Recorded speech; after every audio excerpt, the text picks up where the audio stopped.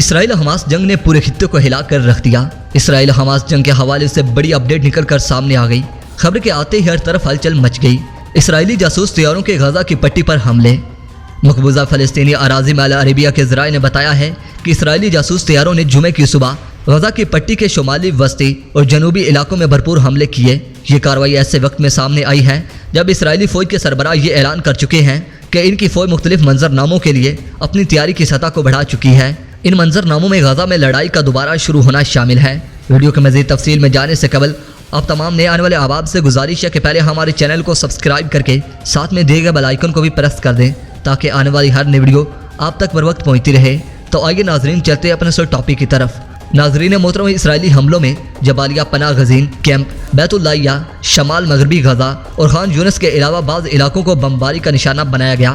ناظرین محترم، اسرائیلی میڈیا کا کہنا ہے کہ اسرائیلی فوج نے غزہ کی پٹی میں حماس کے زیر انتظام ٹھکانوں کو نشانہ بنانے کی کارروائی فلسطینیوں کی جانب سے مسلسل آتشی غبارے چھوڑنے کے جواب میں کی ہے۔ اسرائیلی نجی ٹی وی چینل کے مطابق حالیہ طور پر قاہرہ میں موجود اسرائیلی وفد نے مصری انٹیلیجنس کے ذریعے حماس تنظیم کو پیغام بھیجا ہے کہ اگر غزہ کی پٹی سے آتشی غبارے چھوڑے جانے کا سلسلہ جاری رہا تو غزہ میں ایک بار پھر آخری اسرائیلی جارحیت جیسی صورتحال نظر آئے گی۔ چینل کا کہنا ہے کہ مصر اس بات کی کوشش کر رہا ہے کہ اسرائیل اور غزہ میں فلسطینی گروپوں کے بیچ فائر بندی کو ثبوتار ہونے سے روک دیں۔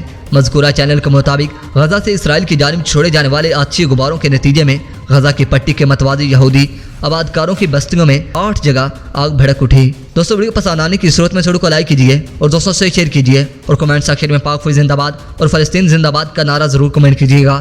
ناظرین محترم، اس کے ساتھ اجازت چاہوں گا۔ اپنا اور اپنے اپنوں کا ڈھیر سارا خیال رکھیے۔ اللہ نگہبان۔